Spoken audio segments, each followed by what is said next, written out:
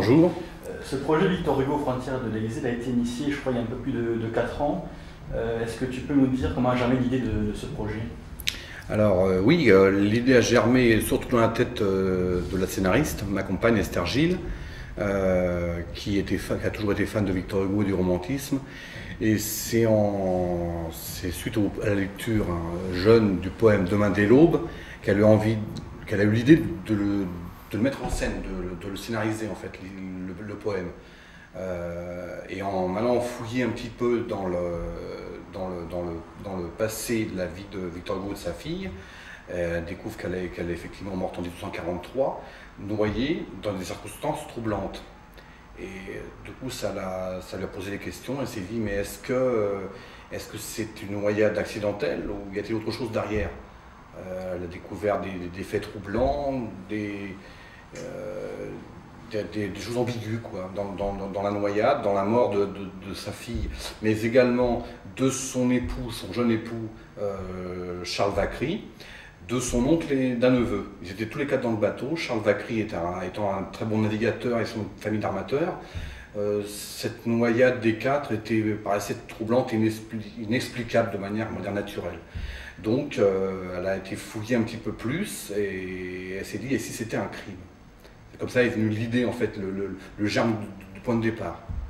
Et à l'époque, on était vraiment sur la thèse de l'accident, enfin, c'est ce qui a été... Oui. Tous les rapports de gendarmerie d'époque, etc., tout le monde était certain que c'était un accident.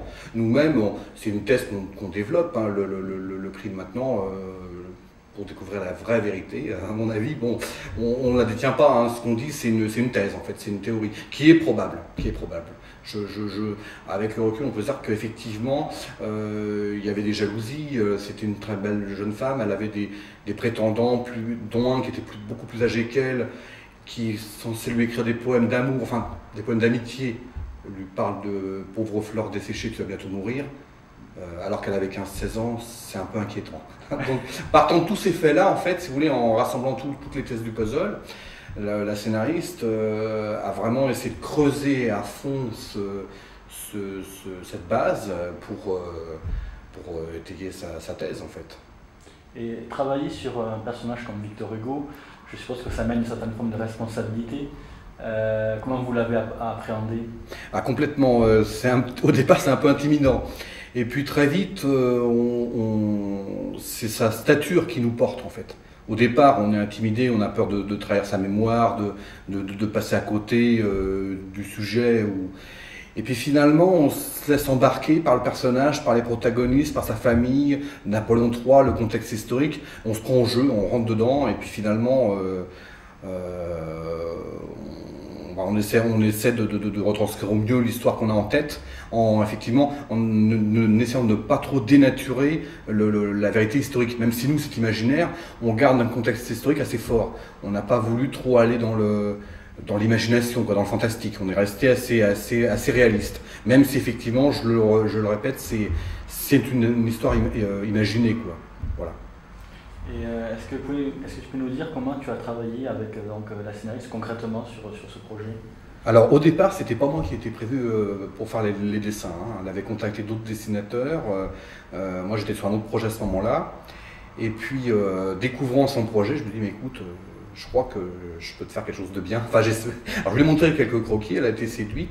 Et puis de là est partie l'aventure. Effectivement, longue aventure, 4 années de travail au total. Bon, c'est quasiment un double album en fait, au nombre de pages.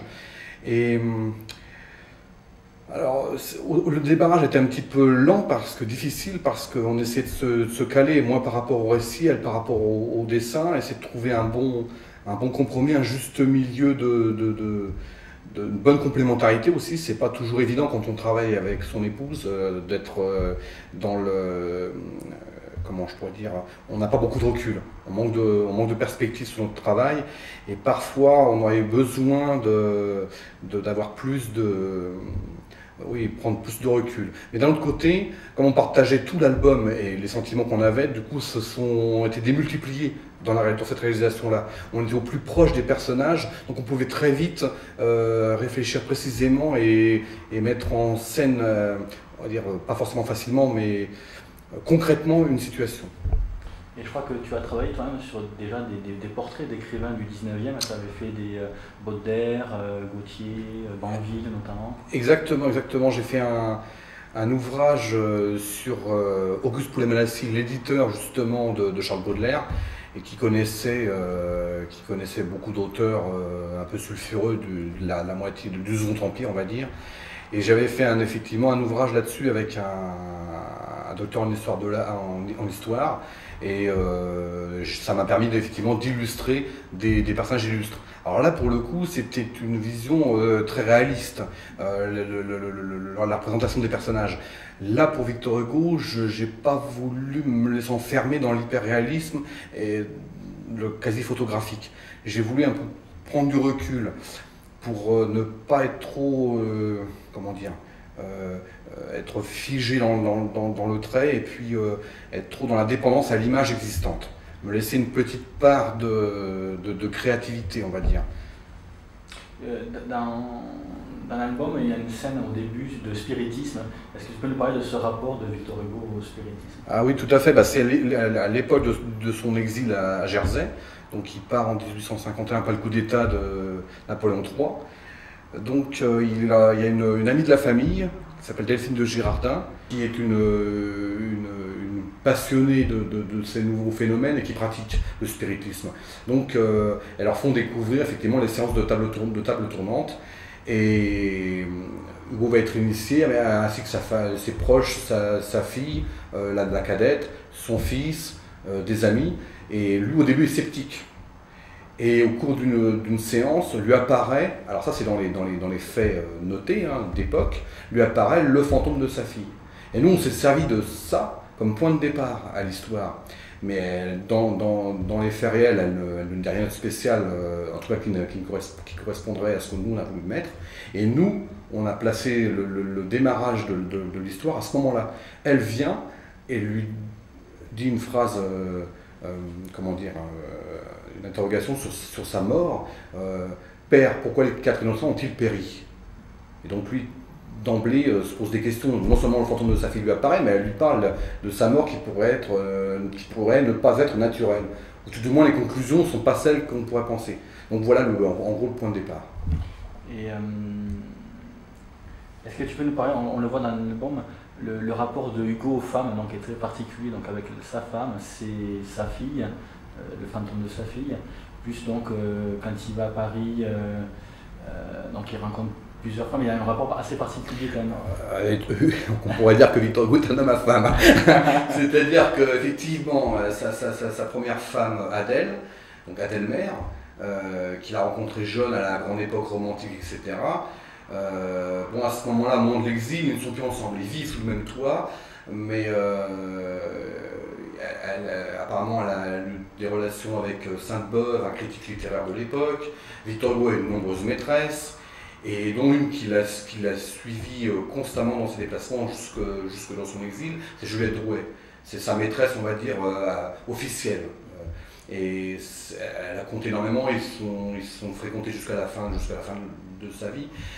Et il a eu, par ailleurs, beaucoup d'autres maîtresses, notamment sur Paris, effectivement, avec Léonie Denet qu'il a connu au moment où il était encore sur Paris, des années auparavant. Et il y a eu un scandale d'ailleurs parce que la police, il y a eu une dénonciation, ils les ont trouvés ensemble dans l'appartement, donc ça a fait un scandale, elle a été obligée d'aller, alors c'est pas une prison à l'époque, mais c'était un centre de rétention, lui étant père de comment on appelle ça, déjà un politique à une grande stature, il a échappé à ça, mais ça fait un scandale, il n'osait plus sortir pendant plusieurs jours dans Paris de peur d'être reconnu. Donc voilà, mais ça n'a pas empêché de continuer d'avoir des maîtresses, effectivement. Quant à ses filles, ça c'est encore autre chose. C'est un père, on va dire, il était intense en tant qu'écrivain, mais en tant qu'homme aussi, c'est-à-dire qu'il ne voulait pas se séparer de ses filles, quoi. C'est ses enfants. Il avait toujours peur, l'aînée, donc Léopoldine qui est morte, il ne voulait pas de ce mariage, lui.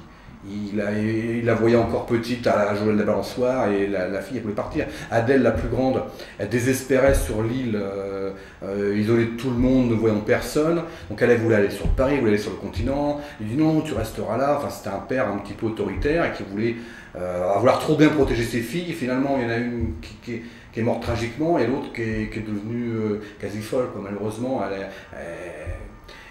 nerveusement, elle ne pouvait pas supporter un père pareil, quoi. Il les a un peu étouffés, quoi. Trop présent. Est-ce que tu penses que Adèle a été sacrifiée à la mémoire de Léopoldine? Ah, je pense, oui. Enfin, sacrifiée, nous, c'est une thèse. On voit qu'elle vit mal. Oui. Alors nous, ça l'a mis en scène. On n'a pas forcément de fait précis, mais on peut le supposer. On peut le supposer. Parce que comme c'est la cadette, il y a l'image toujours de l'aîné qui traîne, et je pense qu'effectivement, du coup, il lui a mis un peu une pression comme ça sur elle, et c'est fort probable, oui, que ça a joué sur son avenir à elle, oui. D'un point de vue graphique, l'époque du Second Empire est très riche. Est-ce que pour toi, ça t'a permis de jouer sur des latitudes un petit peu au niveau des décors et des...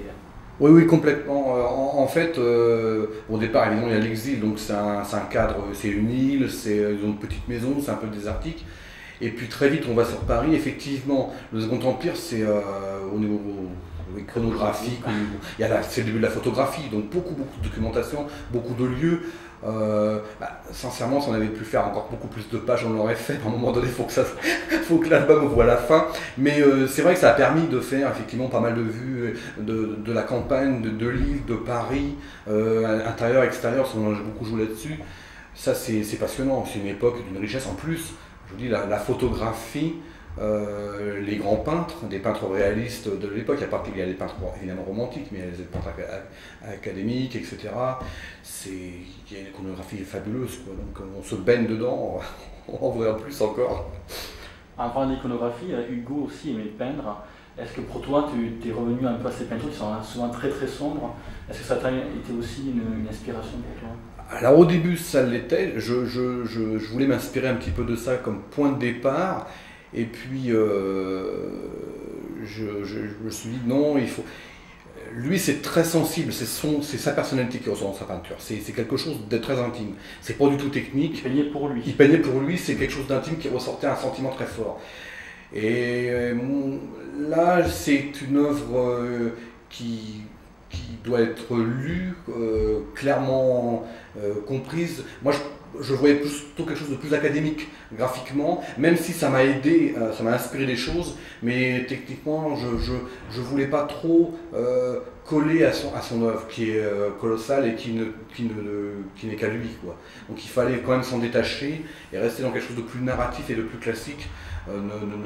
Parce que lui c'est d'une force incroyable, mais je préférais m'en détacher un petit peu. Et peut-être aussi c'est intimidant, l'œuvre de Hugo, que ce soit écrite ou peinte, c'est intimidant, oui. Et est-ce que tu penses que Hugo était plus un humaniste qui était ancré dans son époque, ou plus un poète qui était dans son univers? Je dirais un peu les deux, mais bon, c'est avant tout un humaniste. C'est un humaniste qui a... Il a beaucoup de facettes, en fait, je dirais. Victor Hugo, c'est un peu un tout, c'est un ensemble de choses. C'est pour ça qu'on dit que Victor Hugo est contradictoire, je dirais plutôt il est complexe, il est riche. Il a multiples facettes, mais finalement, toutes vont au même endroit. Mais c'est l'humanisme qui le porte, je crois. Dans ses œuvres, on le sent.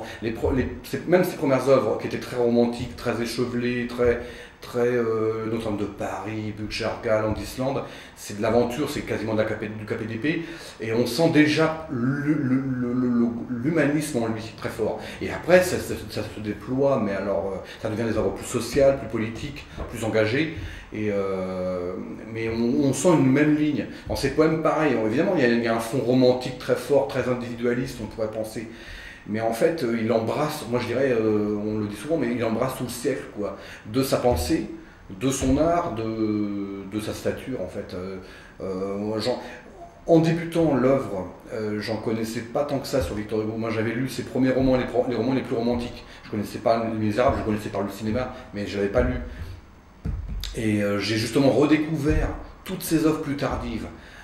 Aller fouiller pas forcément des archives, on a été plusieurs fois à la maison Victor Hugo, on est allé à Villequier, là où a eu lieu l'accident la mort de sa fille. Il y a la maison Villequier où on découvre beaucoup de ses œuvres également là-bas, beaucoup de photographies, etc. Et en se rebaignant un petit peu dans l'atmosphère de ces lieux qu'il a connus, on voit la richesse de l'homme, quoi. Oui, c'est impressionnant. Je trouve qu'il a eu une vie assez longue, vu qu'il est mort, je crois, à 83 ans. Donc oui, oui, il a vécu le 12 siècle, quasiment. Il est mort en 1885, effectivement, né en 1802, 1885, oui, la mort. Donc, il a vraiment embrassé le siècle. Il a de Napoléon Ier jusqu'à la Troisième République. Donc, en passant par la Restauration, la monarchie de Juillet, Second Empire, enfin bon, c'était énorme. Donc, et justement, au fur et à mesure de sa vie, on pourrait penser qu'il a évolué, qu'il change de bord politique, etc. Pas du tout. Il garde sa ligne. Mais c'est juste que c'est comme aujourd'hui. Il y a des cases, des carcans, et dès qu'on sort un petit peu, on dit « Oh non, mais lui, il a changé de bord ». Non, pas du tout. Il a une ligne. Et puis ses parents étaient totalement contradictoires. Parce que sa mère était une fervente royaliste, catholique, son père était bonapartiste. Donc déjà, il y a eu des tensions familiales très fortes petit. Il est parti en Espagne très jeune. Ça s'est mal passé avec la retrouvaille de son père et de sa mère. Donc il y a eu des tensions tout jeune, qu'on retrouve dans sa création tout le temps. Il oppose souvent le blanc et le noir, et c'est très contrasté ces personnages. Parfois c'est même, comment je pourrais dire, tout le bien ou tout le mal. Mais quand on fouille, il y a beaucoup plus d'ambiguïté que ça. Et qu'est-ce que vous retenez tous les deux donc, sur le projet de Victor Hugo, donc ce projet-là? Ce qu'on retient, c'est qu'on retient une belle et longue aventure. Je pense qu'on a réussi à rendre ce qu'on avait, que ce soit visuellement ou scénaristiquement, on a fait passer les idées qu'on a voulu faire passer. J'espère qu'on a réussi à faire tout passer. Nous, on a pris un plaisir fou à travailler sur ce projet-là. Parfois, on était un peu épuisé, un peu fatigué. L'éditeur était toujours avec nous, il y a un très gros suivi. J'espère qu'il trouvera son lectorat et qu'il sera apprécié, et qu'il sera bien apprécié. Nous verrons. Et pour finir, est-ce que vous avez confronté donc, la thèse que vous développez dans l'album à des historiens de la littérature ou des connaisseurs de Victor Hugo pour savoir ce qu'ils en pensaient? Eh bien, en fait, non. Eh bien, pour rien vous cacher, en fait, c'était pas du tout notre idée. Parce que là, pour le coup, une fois de plus, on aurait été peut-être intimidé. Parce que je pense que il valait mieux qu'on parte vraiment de manière neutre, sans influence d'aucune sorte. Parce que on risquait de trop aller dans la précision historique, la véracité, et du coup ça nous aurait peut-être bloqué. On s'est donné une grande liberté à partir du moment où nous étions d'accord avec nos thèses et puis que l'éditeur suivait. On s'est dit bon, on jette à l'eau, on va ni voir ni les uns ni les autres, on n'en parle pas, on verra bien quand ça sortira, les polémiques arriveront à ce moment-là. Ok, mais je te remercie. Je t'en prie.